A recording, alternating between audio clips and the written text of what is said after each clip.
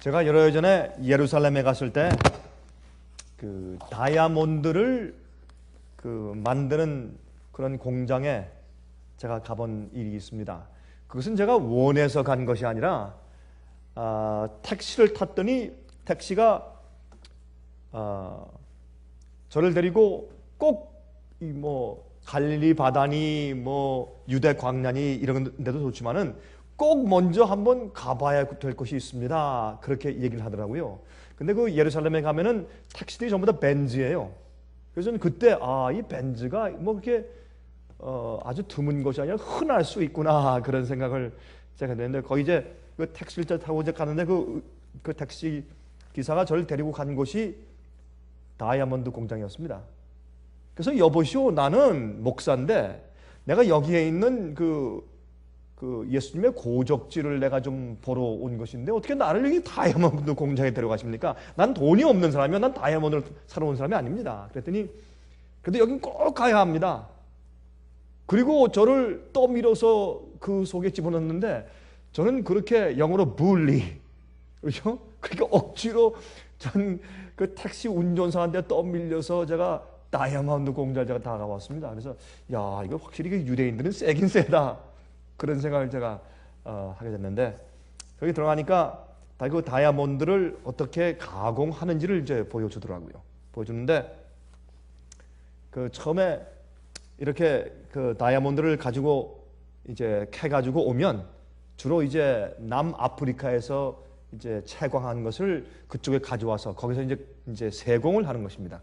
근데 제일 먼저 그 돌을 가지고 돌을 제일 먼저 딱 때리는 사람이 그 다이아몬드의 운명을 꼴지우는 겁니다.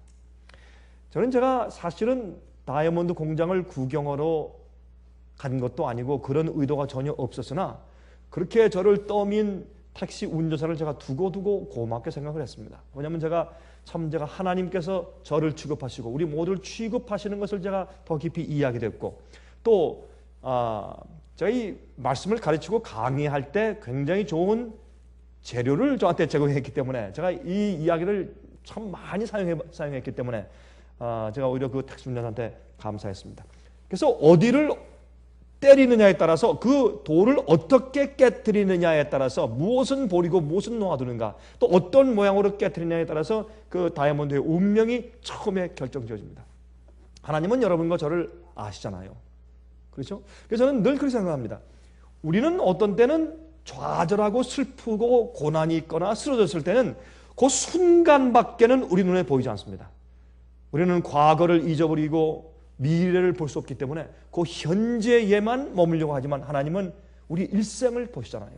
우리가 어떤 사람이 되어야 될 것을 아시고 또 일생 동안 하나님께서 우리에게 당신의 모든 것을 투자하실 때 우리가 어떤 사람이 되어야 될 것을 주님께서 소망하시고 역사하시는 것이 아니겠습니까? 그래서 사실 하나님께서 보시는 눈과 우리가 보는 눈이 다른 것입니다. 그래서 나의 나됨은 하나님의 은혜로 된 것이니 그 바울의 이야기가 참 놀라운 얘기죠. 그래서 나를 내 어머니의 모태로부터 나를 택정하사 저는 그 말씀이 참 좋습니다. 여러분들은 어떻게 느끼실지 모르는데 성경을 말씀하기를 하나님께서 모든 사람이 다 회개하여 진리를 아는 데 이르기를 원하신다.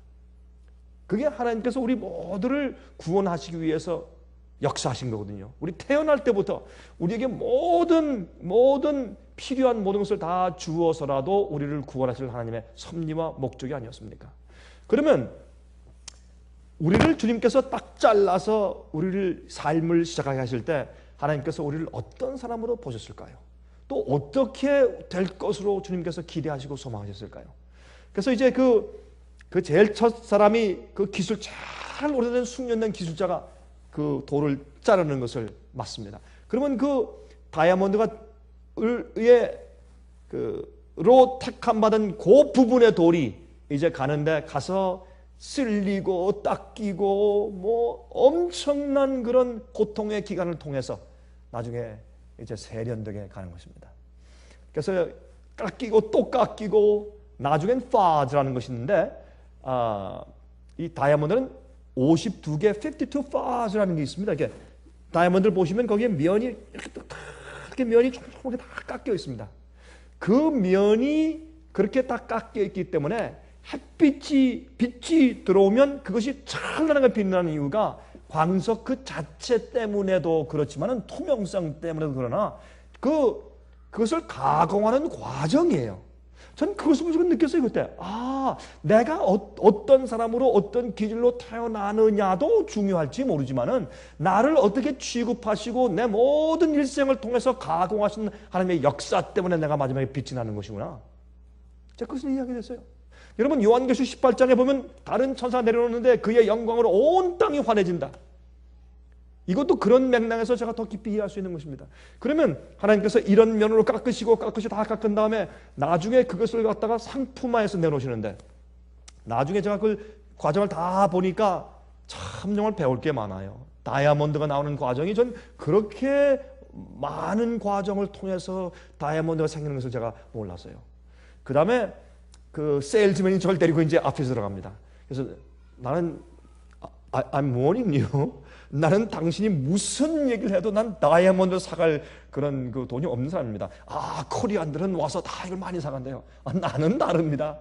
그래서 안 사도 괜찮습니다. 지금 손님이 없으니까 그래도 나하고 얘기나 합시다. 들어오라는 거예요. 들어가서 이제 세일즈맨하고 얘기를 하는데, 세일즈맨이 제 앞에다 여러 개 다이아몬드를 쭉 놔놔요. 이 중에서 제일 당신이 볼 때 제일 값나가고 진귀한 것 같은 거 두 개만 딱 고르래요. 제가 가만히 보니까 두 개가 제 눈에 들어와요. 그래서 그 두 개를 딱 골라서 앞에 놓으니까, 그러더니 이 둘 중에 하나는 진짜 값나가는 것이고 하나는 그저 뭐 third class 정도인데, 근데 이 값의 차이는 어마어마합니다. 하늘과 땅의 차이입니다. 그래서 왜 그렇습니까? 내 눈에 볼 땐 별로 모르겠더라고요. 분간이 안 가요. 그래도 이제 그 사람이 그걸 들고서 내가 보여주겠습니다. 아주 이렇게 두껍고 큰 자기 앞에 있는 그 매그니파이어, 그 확대경, 그렇죠? 그걸 갖다 이렇게 놓더니 한번 보라고 해요. 그래서 손을 보니까 값이 좀 싼 third class 다이아몬드라는 것을 이렇게 보니까 그 안에 육안으로 볼 수 있는 조그만 모래알이 박혀 있어요. 그러니까 완전 투명한 게 아니라 보니까 이 속에 뭐가 있네요. 그렇죠. 예. 이거는 보는 자의 눈에만 띄는 겁니다.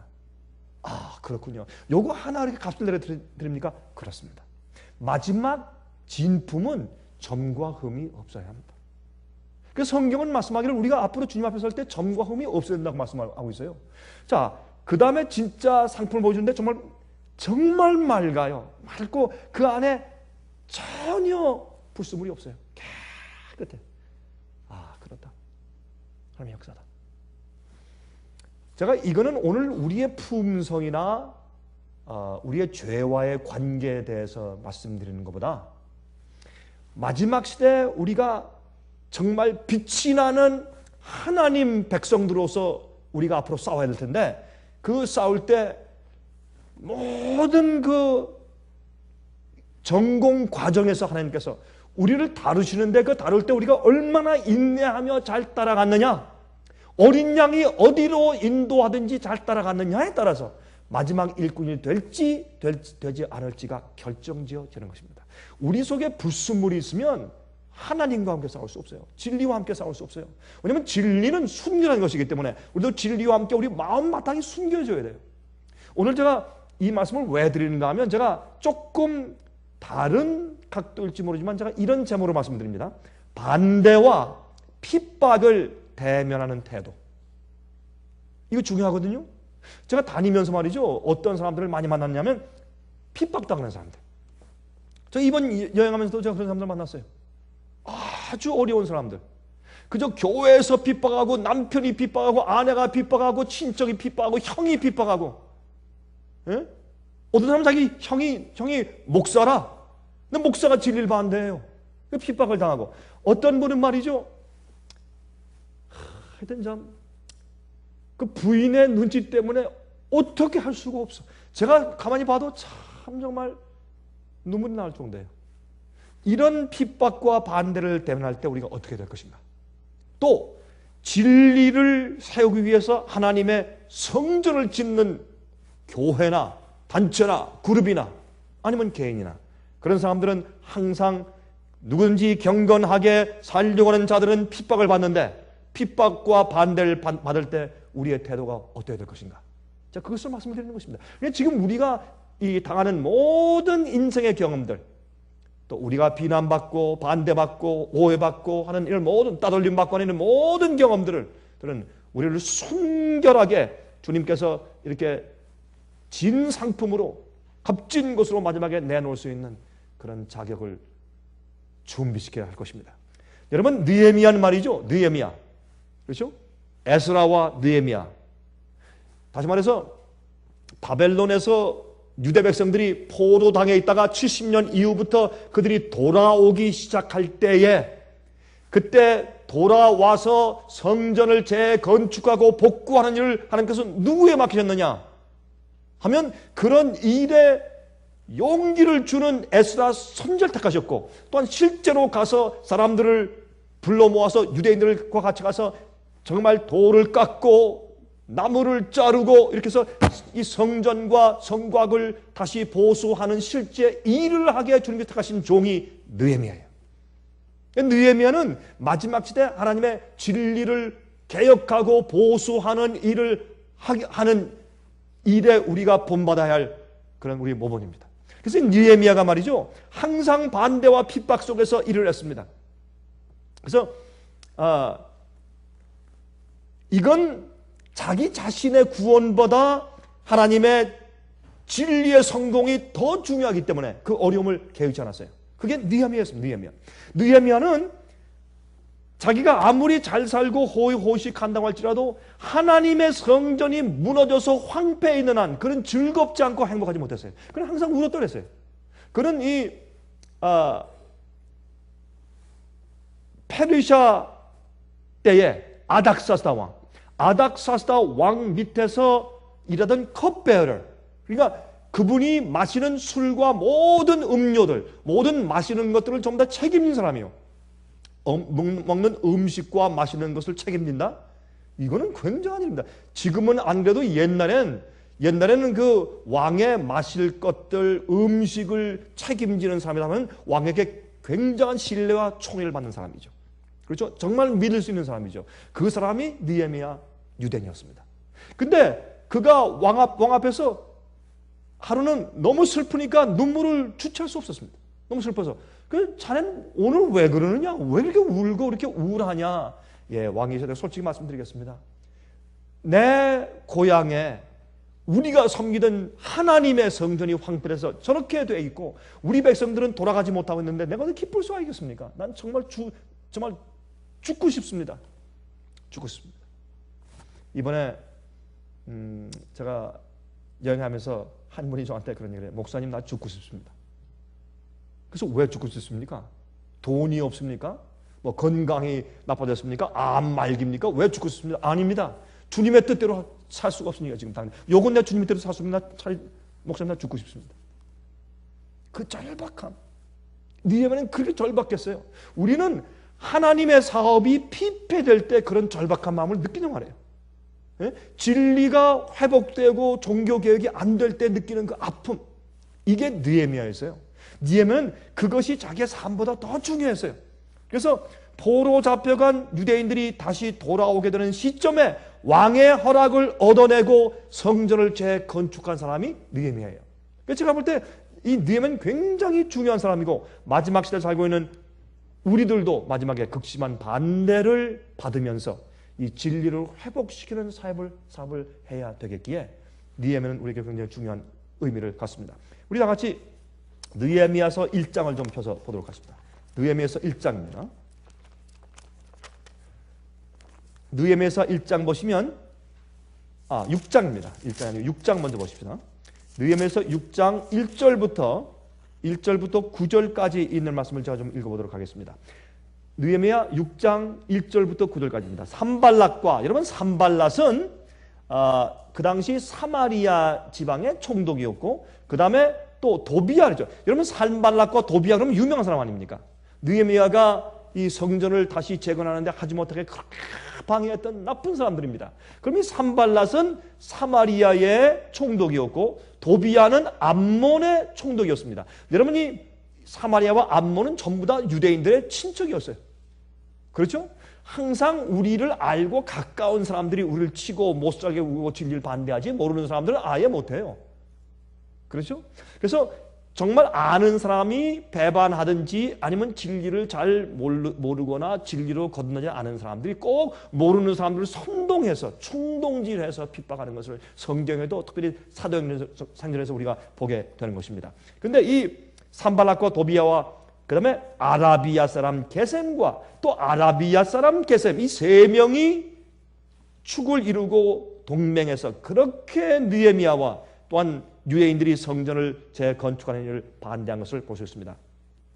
그 나머지 우리의 대적이 내가 성을 건축하여 그 퇴락한 곳을 남기지 아니하였다 함을 들었는데 내가 아직 성문에 문짝을 달지 못한 때라.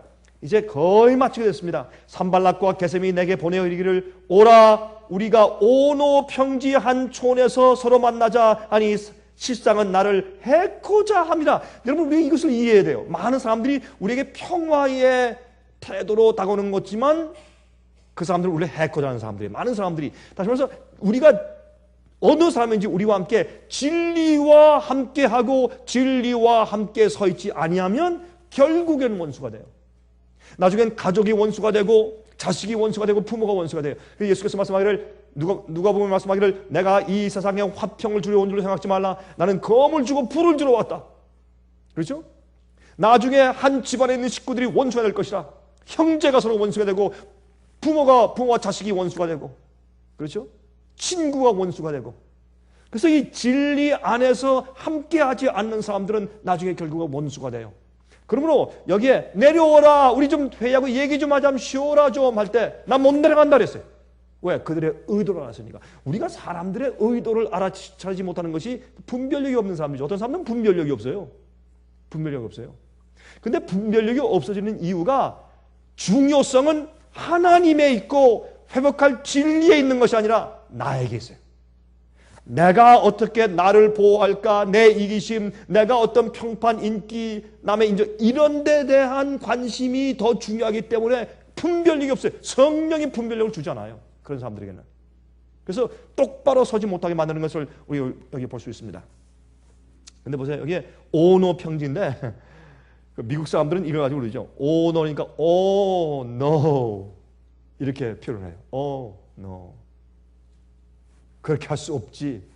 노 안 되나 안 내려간다 이래서 오노 평지. 근데 하필 또 오노인지 모르겠어요 이름이. 오노 평지 한 촌에서 서로 만나자 하니 실상은 나를 해코자 함이라. 내가 곧 저희에게 사자들을 보내어 이르기를 내가 이제 큰 역사를 하니 내려가지 못하겠노라.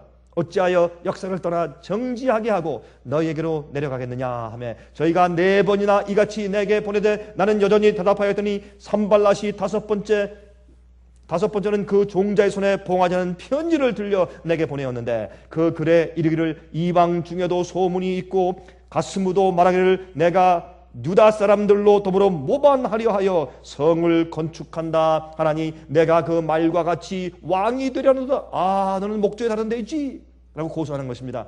또 내가 선지자를 세워 예루살렘에서 너를 들어 선절하기를 유다의 왕이 있다 하게 하였으니 이 말이 왕에게 들릴지라. 그런즉 너는 이제 오라 함께 의논하자 하였기로 내가 보내어 저에게 이르기를 너의 말한 바 이런 일은 없는 일이요 내 마음에서 지어낸 것이라 하였나니. 이게 무슨 말이냐면 자 느헤미야 봐라. 너는 지금 페르시아 왕을 향해서 반역을 꿈꾸고 있지. 이 소문 다 들었다. 이제 왕이 그걸 알면 너희 너 좀 큰일 날 것이다. 이렇게 좀 사실을 곡해서 꾸미는 것입니다. 여러분 느헤미야는 왕의 허락을 받고 온 것입니다. 지금 자 9절 보세요. 이는 저희가 다 우리를 두렵게 하고자 하여 말하기를 저희 손이 피곤하여 역사를 정지하고 이루지 못하리라 함이라. 이제 내 손을 힘있게 하옵소서 하였노라. 그럼 하나님께 기도하는 것입니다.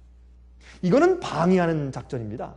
그리고 일하는 사람들의 마음을 낙심시키고 또한 시간을 낭비케 하기 위해서 이 일을 하는 것을 그는 알아차리고 있었습니다.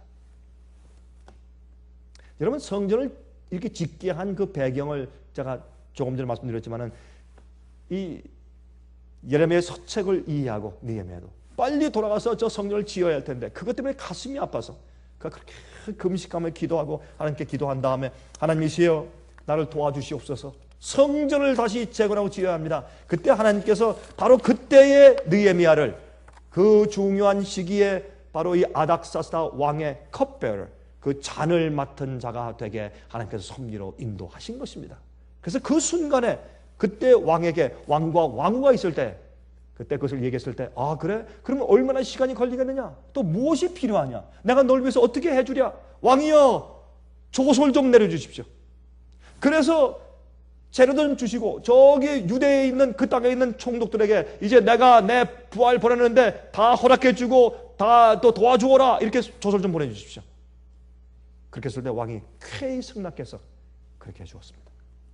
그래서 우리가 어떤 땐 말이죠 아주 기가 막힌 기회를 포착할 때가 있어요. 근데 많은 사람들이 그 기회를 자기 위해 써버리거든. 어떤 땐 꼭 그 영혼을 위해서 그 전도하고 영혼을 구원할 말을 해야 될 때 쓸데없는 얘기를 해버리고 잡담을 해버리거나 아니면 자기 자랑하는 말로 해서 시간을 낭비해버려서 하나님의 목적과 섭리와 천사의 그 역사가 정말 무산돼 버리는 경우가 얼마나 많겠어요. 여러분 그 에스더도 죽으면 죽으리라 하고 아수르의 왕 앞에 나가서 얘기했지 않습니까? 그런 순간들이 우리 생애 가운데 있거든요. 느헤미야도 바로 그 순간에 서 있을 때 그런 무슨 말을 하느냐 말입니다. 그런데 우리가 그런 좋은 그런 절호의 찬스들이 올 때 우리가 어떤 행동을 하고 무엇을 하기로 결정하고 내 재물을 어디에 쓰며 내가 남들에게 끼치는 영향력을 어디에 발휘하냐 말이에요. 우리가요 이기적으로 살고 우리의 생애 목적이 분명치 않으면 우리는 하늘에 가서 볼 때 그런 사람은 또 하늘에 잘 못 가겠지. 그런 하늘에 간다면 하늘에 가서 보면 우리가 낭비한 것들 때문에 우리가 얼마나 가슴을 들지 몰라요. 내가 저렇게 저런 그 찬스마다 내가 올바로 했더라면 저 영혼이 여기 와 있을지 모르겠는데 그런 후회가 많을지도 모르고 나중에 우리가 모름지기 말이죠. 그런데 내가 마지막에 말이죠. 마지막에 이 짐승의 표가 내릴 때 그때 얼마나 많은 그리스도인들이 정말 혀를 깨물고 이를 가면서 후회할까요? 낭비한 재주, 낭비한 시간, 낭비한 기회, 낭비한 재물들 때문에 그들이 얼마나 탄식하며 울까요? 응? 여러분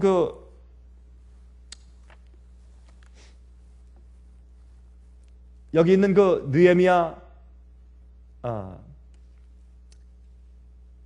2장에 있는 10절을 보면 호론 사람 산발락과 종되었던 암몬 사람 도비야가 이스라엘 자손을 흥왕케 하려는 사람이 왔다함을 듣고 심히 근심하였더라.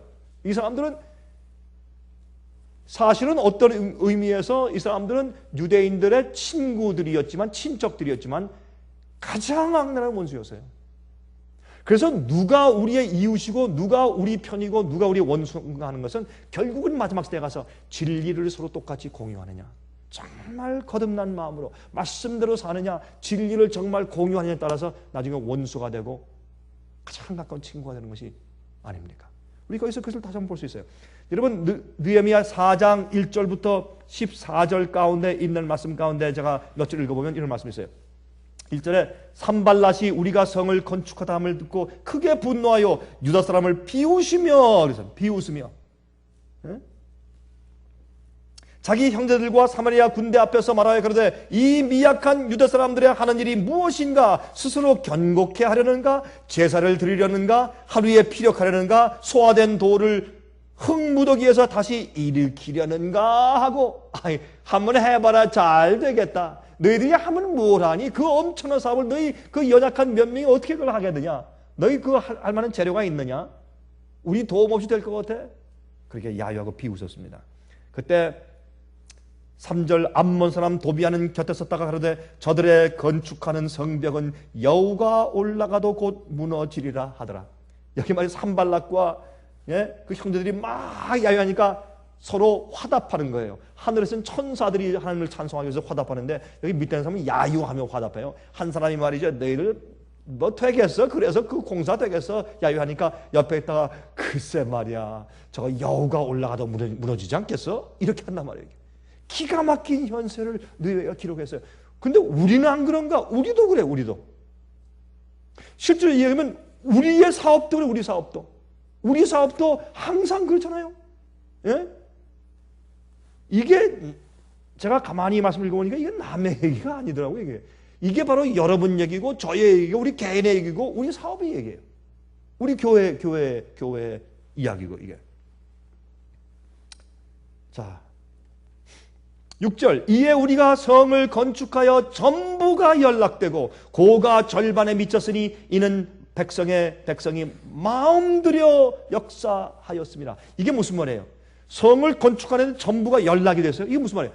어떤 그룹은 이걸 하고 있고 어떤 그룹은 여기 하고 어떤 그룹은 저쪽에서 하고 있고 서로 이렇게 둥근 성이니까 서로 맡은 부서를 다 하고 있다가 나중에 그것이 끝에 어떻게 된다? 연결된다. 그거 아니에요? 그러니까 보니까 보세요.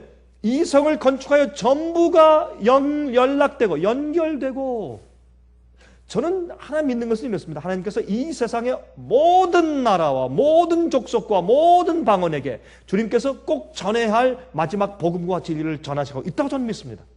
그 일을 위해서 택하신 종들이 있다고 믿고 저는 그런 사람들을 많이 보고 다녔습니다. 저는 여러분보다 제가 세상에는 많은 나라를 다니는 것은 제가 더 많이 다니지 않습니까? 다녀서 제가 집회를 하고 사람들을 보고 만나고 지도자를 만나고 말씀 전하는 사람들을 만나고 하면서 아 여기 오니까 이런 사람이 다 있다. 이런 무리가 다 있고 이런 그룹이 다 있네. 남미 가니까 이런 사람이 있고 영국 가니까 이런 사람이 있네. 카나다 가니까 또 이런 사람이 있네. 이것이 제 눈에 보인단 말입니다.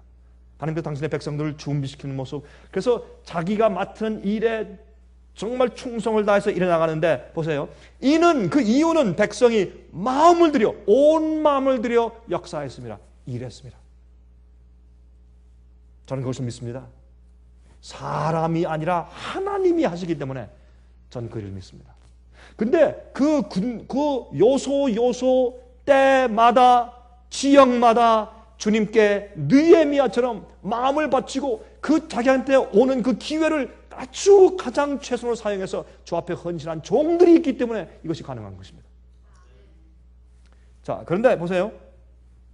산발락과 도비야와 아라비아 사람들과 암몬 사람들과 아스도 사람들이 예루살렘 성이 중수되어 그 퇴락한 곳이 수보되어 간다 함을 듣고 심히 분하여 여러분 좋은 얘기가 있어요. 핍박이라는 것은 뭐냐? 핍박은 persecution is the wrath of the vanquished fool. 그런 말이 있어요. 영어로. The persecution, 핍박은 is the wrath, 분노다. 누구의? of a vanquished fool. 패배당한 원수의 분노다. 마귀가 우리를 이기면 핍박 안 해요. 왜 핍박해? 가만 놔둬요. 핍박하면 우리가 더 깨어나게 가만 놔둬야지. 잠자게 해야지. 그래서 라오디아 교회는 핍박이 없는 겁니다. 네? 가장 무섭고 치명적인 상태입니다. 핍박이 있을 때 그때는 교회가 깨어나고 살았어요. 어려움이 있을 때는. 근데 어려움이 없을 때 사람이 잘 때 마귀는 가만 놔둬요. 그러면 자기가 이기니까. 네? 그래서 여기에 이들이 막 분노하는 것은 왜 그렇습니까? 저 성이 저 사람들이 끝내가네 이러니까 분이 나는 거예요. 그래서 핍박은 항상 패배당한 원수가 어쩔 수 없어서 내는 화가 핍박이다. 그렇게 이해하시면 돼요. 여러분은 화면 통해서 보시는 분들이시요. 여러분 생각 가운데 핍박이 있습니까? 어려움이 있습니까? 그것은 무슨 뜻입니까? 여러분이 진리 가운데 아니면 주님 안에서 승리하고 있다는 증거일 수도 있다고 말입니다. 우리에게 반대가 있고 핍박이 있다는 것은 무엇을 말하는 것입니까? 내가 주님 위해서 살고 있다는 뜻입니다. 응? 자, 다 함께 꾀하기를 예루살렘으로 가서 쳐서 요란하게 하자 하기로 가서 쳐서 아주 곤란하게 하고 요란하게 그냥 이렇게 만들자. 방해하자. 그 말이에요. 방해하자. 우리가 하나님께 기도하며 저희를 인하여 파수꾼을 두어 주야로 방비하는데 그렇게 요란하게 하자 하기로 느헤미야가 어떻게 해요? 하나님께 기도하며 저희를 인하여 파수꾼을 두자. 밤낮으로 방비하자. 파수꾼이 필요해요. 유다 사람들은 이르기를 흙무더기가 아직도 많거늘 담부하는 자의 힘이 쇠하였으니 우리가 성을 건축하지 못하리라 하고 또 내분이 생기네. 이게 또 문제예요. 전쟁할 때 말이죠. 외부의 적이 무서운 것보다 내부의 적이 더 무서워요. 낙심한 사람들, 불평하는 사람들, 불만하는 사람들, 부정적인 생각을 하는 사람들, 일을 해나갈 때 아예 안 됩니다. 이거 어떻게 합니까? 이런 사람들. 그게 더 힘들어. 외부에 쳐들어오는 적보다. 그래서 내부에 있는 유대인들이 또 어떻게 불평을 하고 안 된다 그렇게. 11절 우리의 대적은 이르기를 저희가 알지 못하고 보지 못하는 사이에 우리가 저희 중에 달려들어가서 살육하여 역사를 그치게 하리라 하고 외부의 적들은 말이죠. 호신탐탐 노리고 기범했으면 쳐들어와서 우리를 죽이려고 하고 안에 있는 적들은 또 불만하고 불평하고, 예? 부정적인 말을 하고. 12절, 그 대적의 근처에 거하는 유다 사람들도 그 각처에서 나와 10번이나 우리에게 고하기를 너희가 우리에게로 와야 하리라 하기로. 그러니까 이거 가지고 뭐라 그래요? 사면초가. 그 아니면 사면초가 아니에요? 밖에서는 쳐들어오는데 안에 있는 사람들이 협력 안 하는 사람들이 있어. 근데 밖에 쳐들어오는 그 산발락과 도비야 사마리아 사람들과 암몬 사람들 옆에 또 그 주위에 살고 있는 누구? 유다 사람들. 누구예요? 그 성전을 재건축하는 일에 간절한 그런 확신이 없는 사람들. 그래서 협력 안 하는 사람들이 어떻게 있다가 뭐래? 가만히 지켜보고 있다가 그래 이 사람들만 좀 내려와. 그래서 좀 타협하고 얘기 좀 해봐. 이 사람들도 무서운 사람들이에요. 믿는다고 하는 사람들이요. 이 사람들은 믿는다고 하는 사람들. 믿는다고 하는 사람들이 진리를 회복하고 개혁을 하려는 사람들을 반대할 때 말을 안 해요. 가만히 있다가 반대하고 욕하고 핍박하는 원수들의 편을 어떤 데 가끔 살짝 들어줘. 그것도 어떻게 가끔 가지고 그래 맞는 거 어때? 내려와라. 이게요. 우리가 여러분과 제가 마지막 시대를 살고 있는 우리의 개인적인 생애에 생기는 일들이고 또 우리가 주의 사업을 받들고 주님의 진리를 회복하는 일을 하려고 할 때 하나님의 성전을 재건축할 성전이 무너졌어요. 그 성전을 재건축하려고 할 때 성전 건축은 무엇을 의미했습니까? 교회가 부흥하는 것을 의미했고 진리를 회복시키는 것을 의미했어요. 이 일이 있지 않고는 마지막 시대 주님께서 이 세상의 복음 사업을 끝낼 수가 없거든요. 그럼 그 일을 할 때 우리가 경계해야 할 자들이 누구인가 하는 것을 옛날 역사를 통해서 우리를 보여주는 것입니다. 그래서 이것을 알아보는 것이 우리 분별력이에요. 아, 누가 진리와 함께하고 누가 진리와 함께하지 않는다? 저는요 옛날에 말이죠. 아, 목사님 하고서 옳습니다. 맞습니다. 다 동의합니다. 그런 사람은 전부 천사인 줄 알았어요. 저는 옛날에. 근데 지내보니까 그게 아니래요. 헌신한 자는 따로 있고 진리로 거듭난 사람은 따로 있고 진리 위해서 자기 몸과 마음을 바친 사람이 따로 있어요. 배반자가 따로 있고 예수를 파는 사람이 따로 있어요. 가룟 유다는 따로 있었어요.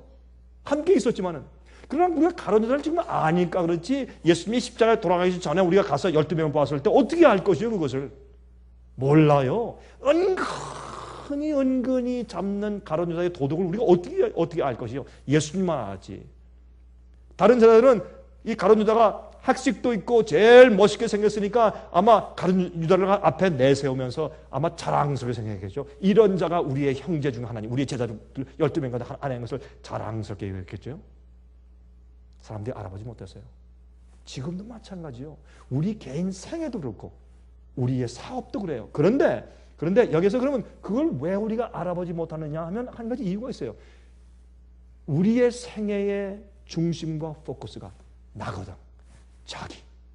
하나님의 진리에 있지 않고 나에게 있을 때 눈이 멀어요. 그래서 베드로와 요한 같은 놀라운 주의 종들도 가룟 유다를 알아보지 못했어요.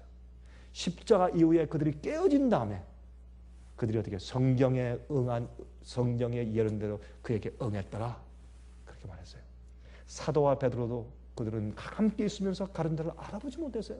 그래서 우리가 우리 마음 가운데 우리 개인적인 경험에서도 마찬가지예요. 우리가 누구와 어떻게 사귀고 어떻게 사느냐는 것도 중요해요. 그것도 중요해요. 사람을 구분하는 눈이 없으면 우리가 항상 마귀에게 당하는 것입니다.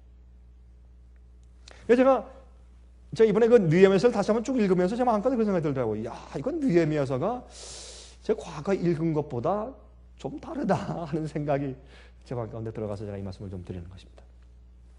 읽어보세요. 13절.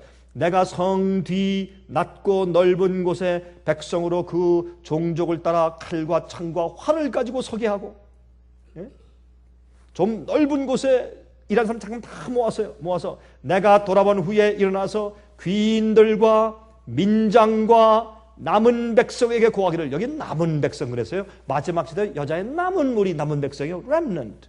남은 백성에게 고하기를 너희는 저희를 두려워 말고 지극히 크시고 두려우신 주를 기억하고 너희 형제와 자녀와 아내와 집을 위하여 싸우라 하였었느니라.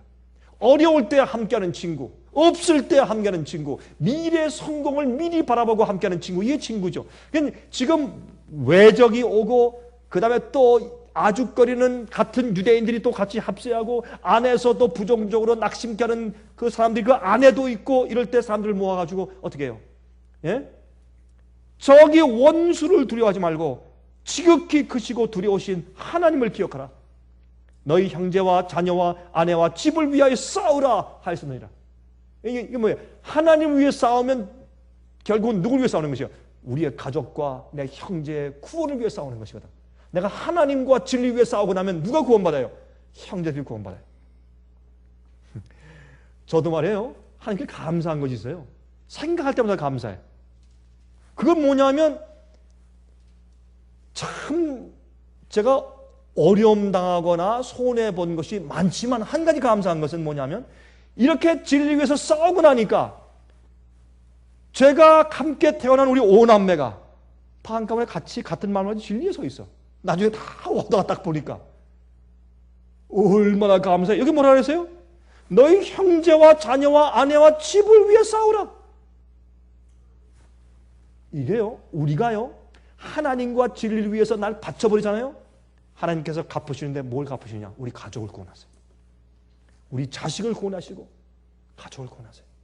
의인의 자식은 굶주리거나 버림받는 적이 없다고 성경이 말씀했어요. 그 굶주림은 영적인 굶주림도 포함되고 그들의 영적으로 구원받는 것이 포함되는 것이에요. 하나님께서는 우리 생애를 우리 마음과 뜻과 정성과 우리의 시간과 우리 재물을 하나님께 바치고 진리를 다시 보수하는 일에 바칠 때 하나님께서 우리의 형제 자매와 자식들과 부모를 구원하시는 일로 우리에게 갚으실 것입니다. 저는 그것을 믿습니다.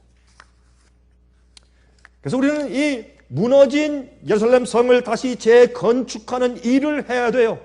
진리를 회복하는 사업이에요. 바로 이것이 느헤미야의 사업입니다.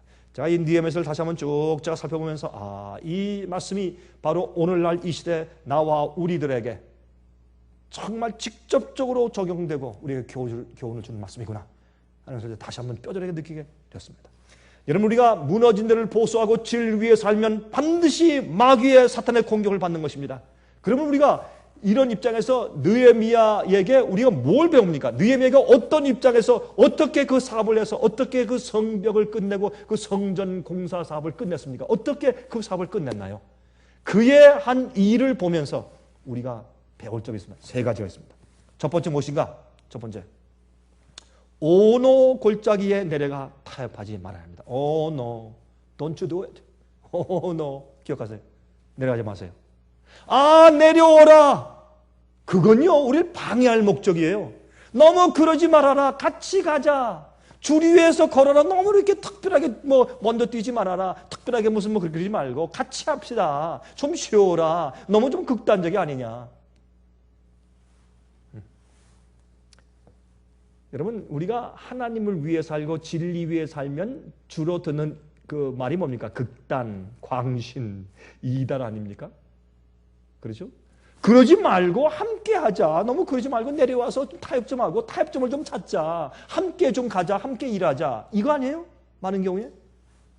예수님도 마찬가지고 침례요한도 마찬가지고 바울도 마찬가지였어요. 그런 입장에서는. 그런 얘기 듣는 것은. 그래서 진리를 알려고 하는 사람들과 함께 앉아야지 진리를 반대할 은근한 동기 아닌 사람들과 함께 앉지 마십시오. 이게 냉정한 것 같아도 그렇게 해야 합니다. 느헤미야는 그랬습니다. 내가 지금 큰일 나고 있는데 왜 내려가? 나 못 내려가. 딱 그랬어요. 나 못 내려간다.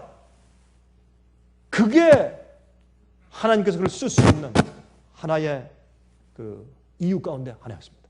나 못 내려가. 지금 내가 하는 일이 무슨 일인데 내가 타협을 하는가? 죽으면 죽었지 안 내려간다. 이것이 우리가 느헤미야에서 배우는 것입니다. 여러분, 다 느헤미야 4장 8절에 다 함께 꾀하기를 예루살렘으로 가서 쳐서 요란하게 하자 하기로. 그렇죠? 그때 못 내려간다. 내가 이제 큰 역사를 하니 내려가지 못하겠노라. 이 태도가 굉장히 중요하다. 이거 우리가 배워야 할 첫 번째 느헤미야에서 배워야 할 것이다. 그래서 우리 사람들이 그런 말을 해올 때, 제시를 해올 때, 제안을 해올 때 이것이 나를 내려오라라고 말하는 그 동기가 어디에 있냐 말이에요. 그래서 금방 알아차리는 성령의 분별력이 있어야 되겠다. 그것을 우리가 생각하게 됩니다. 그래서 그 사람들이 하는 것은 확신의 목적이 아니라 방해의 목적이거든요. 그래서 우리는 무엇을 주의해야 돼요? 여러분들 우리 개인적으로도 마찬가지예요. 거짓 친절을 조심하십시오. 거짓 친절처럼 위험한 동이 없습니다. 거짓 친절. 무슨 뜻인지 아시죠? 여러분 거짓 친절을 조심하십시오. 그래서 주위에서 무엇이라고 말하는 것들은 중요하지 않습니다. 무슨 말을 듣든지 비난의 말들은 중요하지 않습니다. 우리가 전하는 진리 자체가 중요해요. 아무리 무슨 말이 들려와도 안에서 밖에서 또한 그 옆에 동조한 사람들이 무슨 방해를 해도 우리가 중요한 것은 내가 믿고 전하는 진리가 뭐냐면, 제가 우리 직원들에게, 특별히 중국에 있는 직원들한테 제가 용기 주기 위해서 항상 하는 얘기가 있어요. 제가 늘 얘기할 때 같이 우리가 복창을 해요. 우리가 진리를 가지고 있고 하나님이 우리와 함께 계시면 우리는 아무것도 두려워할 것이 없다. 우리가 진리를 가지고 있고 하나님께서 우리와 함께 계시면 우리는 아무것도 두려워할 것이 없다. 그건 사실입니다. 그렇게 일하면 이 사업은 하나님 사업이니 주님께서 마치시고 주님께서 일을 이루시는 것을 저는 경험을 통해서 압니다. 이것을 우리가 느헤미야에서 다시 한번 확인하게 되는 것입니다. 그러므로 우리가 사실은 무슨 말을 듣든지 비난의 말을 듣든지 그게 중요한 것이 아니라 진리 자체가 중요한데, 진리를 듣고 그 결과로 참 영생에 들어가는 영혼들이 중요해요. 그러니까 우리가 어떻게 해요? 당해야 돼. 당해야 되고. 그래서 어디에다 그 중요성을 두는지가 확실하단 말입니다. 내 자신에게 중요성을 두느냐 아니면 진리와 하나님께 두느냐. 어떤 때는 우리가 하나님의 일을 하면서도 내 자신에게 중요성을 두기 때문에 어떤 때는 어떻게 해요? 예? 저 사람이 아무리 진리해도 나를 인정 안 하면 그건 속상해버려요. 그러면 안 되죠. 그렇죠? 그리고 내가 희생되는 내 평판에 중점을 둬버리면 진리가 나가잖아요. 내 평판이 나가버리지. 그래서 하나님보다 진리보다 자기 자신이 더 중요한 사람들은 성전을 재건축하는 일에 합당치 않게 되는 것입니다. 자기 평판, 자기 인정은 잃어버려야 합니다. 두 번째. 그래서 오노 골짜기 내려가서 타협하지 말아야 된다. 두 번째, 파수꾼을 둬야 된다. 그들이 지금 뭘 어떻게 해서 그들의 사업을 중단시키려고 하는지 그는 알았어요. 그리고 이 사업은 하나님의 사업이니까 이걸 우리가 막아야 된다. 근데 재미있는 것은 말이죠, 하나님께서 천사를 보내가지고 다 막아주고, 자 피곤하지? 밤엔 자라. 우리 천사를 보낼게. 이렇게 할 수 있는데 그들이 어떻게 해요? 밤에도 낮에도 파수꾼을 세우면서 그들이 막았다고. 예? 그리고 일할 때 한 손엔 칼, 한 손에는 어떻게 해요? 망치, 한 손에는 돌 연장해서 한 손은 연장, 한 손은 칼을 가지고 싸웠단 말이에요. 한 손은 방패를 가지고 한 손은 연장을 이렇게 싸웠단 말이에요. 그들이 싸우면서 일했어요.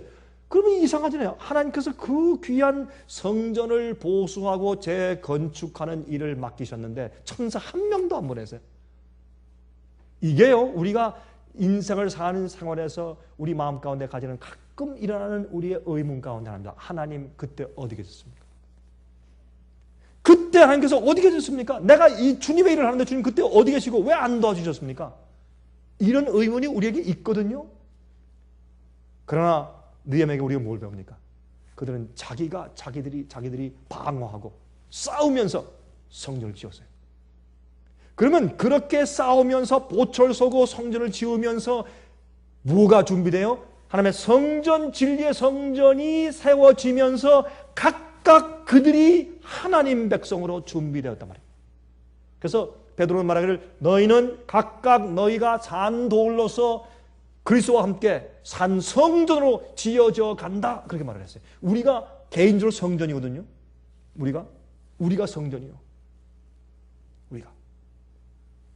그래서 우리 스스로 너희는 성령께서 거하시는 전인 줄을 알지 못하느냐? 그렇지 않습니까? 우리가 성전이거든요. 그러니까 우리가 싸우는 그 주님의 진리 위해서 싸워나가는 과정 가운데 우리가 주님의 성전으로 지어지는 경험을 하게 되기 때문에 주님께서 천사를 보내주는 것이 아니라 너희들이 싸워 라고 주신 것입니다. 그것이 바로 우리의 성화의 과정이고 우리의 그리스도의 투쟁이 아니겠습니까?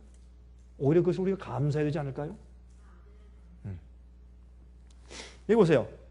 느헤미야 4장 9절에 말씀하기를 우리가 우리 하나님께 기도하며 저희를 인하여 파수꾼을 두어 주야로 방비하는데 느헤미야 4장 22절 23절에 그때 내가 또 백성에게 고하기를 사람마다 각 사람마다 그 종자와 함께 예루살렘 안에서 잘지니 밤에는 우리를 위하여 파수하겠고 낮에는 역살이라 하고 내가 내 형제들이나 종자들이나 나를 쫓아 파수하는 사람들이나 다 그 옷을 벗지 아니했으므로 물을 기르러 갈 때에도 기계를 잡았느냐 물 기르러 갈 때도 칼을 가지고 다니고 옷을 안 벗었어.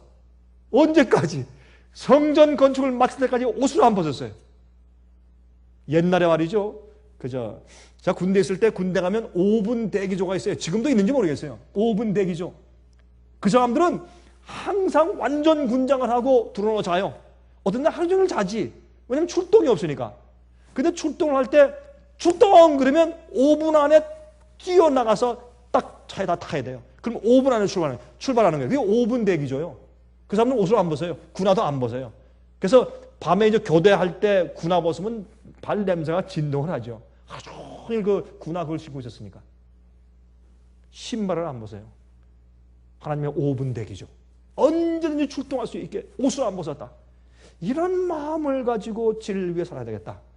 그것을 파수꾼 우리가 지키면서 하시면서 누가 우리를 넘어뜨릴까? 누가 우리한테 와서 누가 방해꾼인가? 누가 은근히 어떤 동기로 무슨 일을 할 것인가? 이것을 분별하는 마음을 가지고 항상 우리가 파수꾼을 세워야 돼요. 근데 파수꾼을 말이죠. 이건 주의 사업의 파수꾼도 있지만 또 무엇이 있습니까? 우리 개인의 파수꾼. 우리 개인을 위해서. 잠언 4장 23절 무릇 지킬 만한 것보다 더욱 내 마음을 지키라 생명의 근원이 이에서 남으니라. 우리 마음을 지켜야 돼요. 우리 마음에 무엇이 들어오는가? 죄가 들어오는가? 마귀의 어떤 제한이 들어오는가? 우리 마음을 지켜야 돼요. 잠언 25장 28절 자기의 마음을 제어하지 아니하는 자는 성읍이 무너지고 성벽이 없는 것 같으니라. 우리 마음을 지키지 못하면 어떻게 짓는 성이 무너져 버려요. 성벽이 없는 것과 마찬가지예요. 그러면 어떻게 해요? 사실 이 도둑이 많은 곳에 벽이 없고 문이 없는 것이지. 예? 도둑한테 열쇠를 주는 것이죠. 그 마음을 지켜라. 지켜라. 그래서 파수꾼을 우리를 지켜야 돼요. 세 번째, 하나님을 신뢰해야 합니다. 여러분 시편 127장 1절 보시면 127장 1절 시편 여호와께서 집을 세우지 아니하시면 세우는 자의 수고가 헛되고 하나님을 신뢰해야 돼요. 그리고 여호와께서 성을 지키지 아니하시면 파수꾼의 경성함이 허사로다. 야, 여러분 아멘 아닙니까 이거? 하나님께서 지켜주지 않으면 우리가 아무리 지켜도 소용없어. 하나님을 신뢰해야 돼요. 하나님을 신뢰해. 내가 하는 일은 하나님께서 하신 일이다. 이 진리는 하나님의 진리다. 주님께서 나를 부르시고 이제 일하게 하신다. 이 확신, 하나님을 신뢰함이 우리 마음 가운데 철철 넘쳐야 돼요. 자, 느헤미야 4장 13절 14절 내가 성뒤 낮고 넓은 곳에 백성으로 그 종족을 따라 칼과 창과 활을 가지고 서게 하고 내가 돌아온 후에 일어나서 귀인들과 민장과 남은 백성에게 고하기를 너희는 저희를 두려워 말고 지극히 크시고 두려우신 주를 기억하고 너희 형제와 자매와 아내와 집을 위하여 싸우라 하였습니다. 하나님을 신뢰하는 것. 우리가 진리를 가지고 있고 하나님 우리와 함께 계시면 우리는 아무것도 두려워할 것이 없다. 아무것도 두려워할 것이 없다. 제가 한번 비행기를 타는데 말이죠. 비행기가 흔들리는데 어떤 때는 에어 파켓이 있어요. 이렇게 가면 하늘에 뭐 아무것도 없는 거다. 하늘에 가면 이 기류가 많이 흐르다가 어떤 때는 이렇게 베큐음이 생겨서 기류가 없이 텅 빈 장소가 가끔 있어요. 이렇게 베큐음처럼. 그 버블처럼 이렇게. 그러면 여러분 물 밑에서 버블 생기냐 버블 갑자기 이렇게 진공 같은 버블이 생기잖아요. 그런 식으로 비행기 가다가 그런 게 있으면 톡 떨어져 버려요. 또 가다가 또 떨어지고 또 올라가다 막 이게 터뷸런스예요. 비행기 타고 가다 터뷸런스가 심할 땐 말이죠 정신이 없어요. 그러면 승무원들 다 앉으시오, 다 시트벨트 하라 난리가 나요. 그러면 사람들이 뭐 마시던 거 막 흐르면 다 엎질러지고 막 난리가 나죠. 제가 한 번은 터뷸런스가 굉장히 심했는데 막 떨린다 하는데 그 떨리는 것이 한 5분 계속됐는데 그 5분 계속되니까 진짜 힘들더라고요. 온몸이 쉐이크하고 막 떨리고 그러는데 비행기가 큰 것도 아니고 그것도 외국이고 그래서 막 떨리는데 제가 이걸 어떻게 할까? 의자 옆에 이걸 붙잡아 봐도 앞에 있는 의자를 붙잡아 봐도 소용이 없어요. 내가 옆에 있는 걸 아무리 붙잡아 봐야 그건 해결 방법이 아니에요. 비행기 전체가 떨어져 버리니까.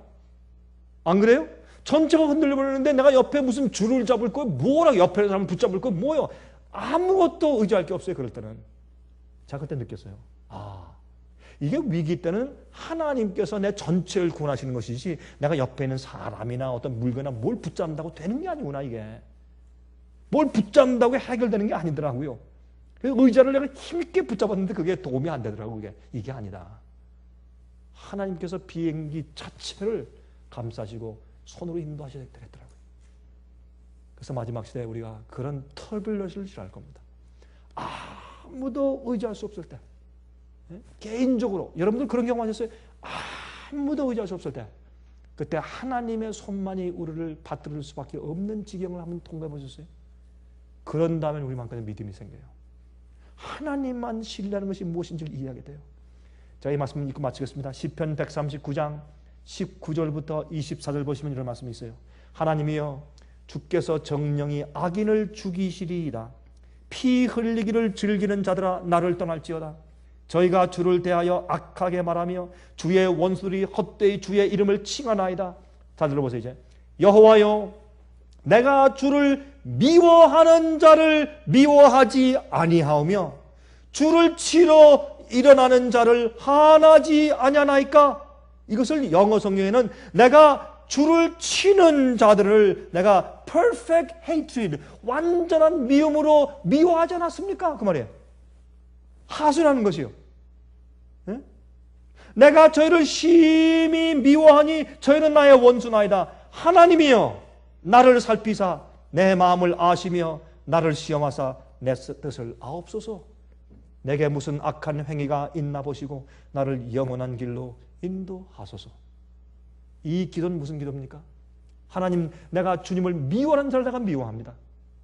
인간적으로 말이지 미워하고 뭐 그런 뜻이 아니라 내가 주님 미워하는 원수를 내가 미워하고 진리 반대하는 사람 내가 싫어하고, 또 주님을 치려는 자들을 내가 완전한 증오로 내가 미워하지 않았습니까? 하나님, 주님 나를 모르십니까? 그 말이에요. 이게 퀘스천 마크거든요. 나를 그렇게 하지 않았습니까? 주님 나를 모르십니까? 주님?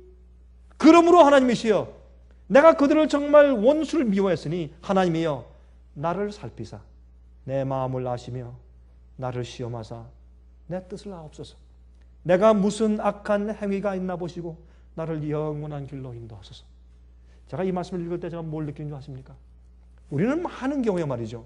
우리는 많은 경우에 미소를 얼굴에 띠고 부드러운 손짓과 부드러운 행동에 대해서 신경을 많이 쓰나 하나님께서 보시는 건 뭐예요? 우리 마음속에 있는 동기예요. 우리가 정말 진리를 사랑하냐, 진리 위해서 내가 내 생애와 내 마음을 어떻게 바치고 어떻게 헌신하냐. 그리고 진리를 미워하는 사람들을 정말 우리 싫어하느냐 이거예요. 그리고 내가 그것만 위해 사느냐 이거예요. 여기 보세요. 하나님은 나를 살피사 내 마음을 아시며 나를 시험하사 내 뜻을 아옵소서. 이것이 하나님 앞에서 할 때 우리를 담대하게 만드는 것이에요.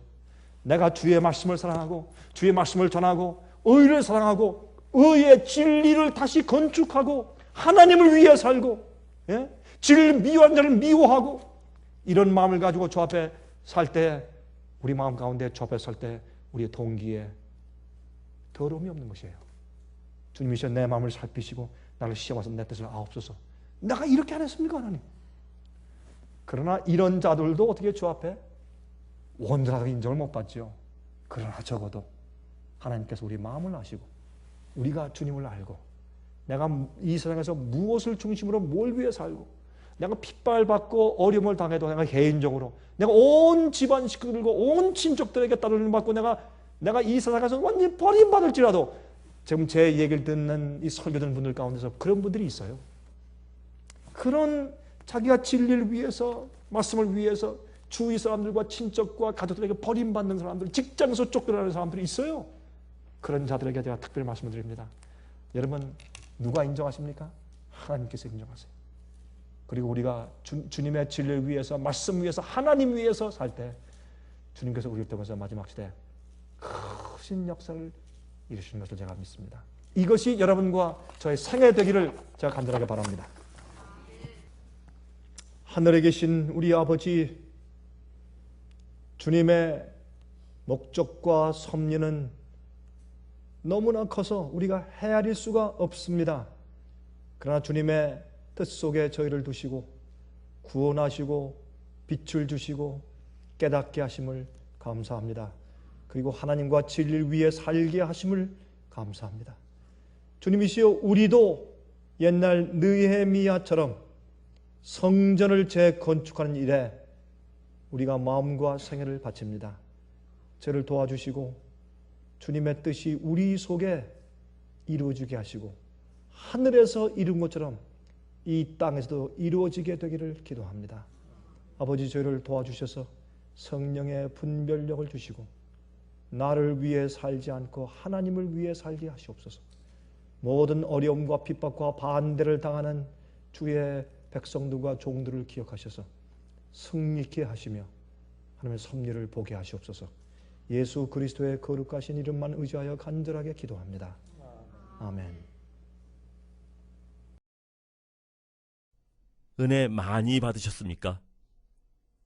지금까지 들으신 이 생애의 빛 예배 설교는 간절한 마음으로 진리를 찾는 분들과 정직한 양심으로 말씀을 받아들이고 언제나 진실이 무엇인지를 생각하는 그리스도인들을 위한 말씀입니다. 주변 가족들이나 친지들 중에 말씀을 사모하고 순결한 신앙을 갖기 소원하는 분들이 계시면 생애의 빛 예배 설교 DVD를 소개해 주시기 바랍니다. 매주 원하는 분들의 가정으로 직접 배달되는 생애의 빛 예배 설교는 개인의 신앙 부흥이나 소규모 그룹 예배를 위하여 DVD와 CD로 제작되었습니다. 생애의 빛 예배 설교 DVD와 CD를 원하시는 분들은 877-704-1004, 877-704-1004번으로 전화하여 신청해 주시기 바랍니다. 미국 동부 시간으로 월요일부터 금요일까지 9시에서 5시 사이에 전화해 주시기 바랍니다. 그럼 다음 시간까지 안녕히 계십시오.